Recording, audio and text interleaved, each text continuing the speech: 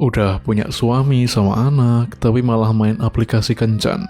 Endingnya ini cewek ditemukan meninggal di dalam sumur, Pak. Beneran, wah tragis banget sih. Ini kasus terjadi di wilayah Bantaran, Probolinggo, tanggal 30 Mei 2026. Korban bernama Siti awalnya berkenalan dengan salah satu pelaku lewat aplikasi kencan ya, bernama Rofik. Mereka sepakat buat ketemuan jam 8 malam. Dengan imbalan 500.000, Rofik meminta Siti untuk berpura-pura jadi pacarnya. Tapi Pak, setibanya di lokasi pertemuan, ternyata Rofik ini nggak bawa motor, melainkan dia dibonceng sama temennya yang bernama Humaidi. Alhasil mereka bertiga berangkat tuh. Si Rofik ngebonceng Siti, ini pakai motornya Siti ya, sedangkan Humaidi itu nyetir motor sendiri. Di tengah perjalanan, rencana jahat kedua pelaku dimulai, di mana Rofik ngeberhentiin motornya di wilayah sepi dengan alasan mau kencing. Tapi ternyata disinilah momen di mana Rofik menghabisi nyawa Siti dengan cara menjerat lehernya dengan tali tambang yang telah disiapkan sebelumnya. Yang miris adalah setelah korban meninggal ya, kedua pelaku itu menyetubuhi jenazah korban, Pak. Oh God.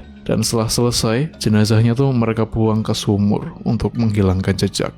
Kedua pelaku kemudian membakar barang-barang milik korbannya, kayak ponsel sama pakaiannya tuh dibakar, terus sepeda motornya dipreteli dan dibuang ke sungai. Motifnya memang pengen nguasain harta korban sih Pak, tapi ternyata hartanya korban ini nggak sebanyak itu.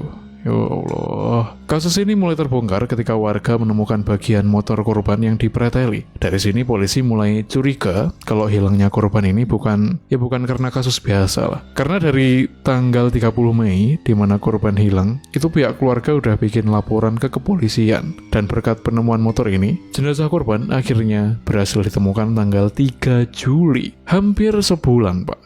Wah, dan kondisinya ya mohon maaf, gue nggak bisa nampilin ya. Dan by the way, salut ya dengan kepolisian, karena mereka berhasil menangkap kedua pelaku dalam waktu kurang dari 24 jam sesaat setelah jenazah Siti ditemukan. Akibat kejahatannya ini, kedua pelaku dijerat pasal 459 tentang pembunuhan berencana dengan ancaman hukuman mati, seumur hidup, atau minimal 15 tahun penjara. Dan pesan gue nih, dikit aja ya, buat para ciwi-ciwi agar lebih berhati-hati lagi kalau mau ketemuan sama cowok lewat aplikasi dating kayak gini ya. Kalau cowoknya yang datang 2 orang, gue saranin langsung tancap gas dan ya kabur aja sih.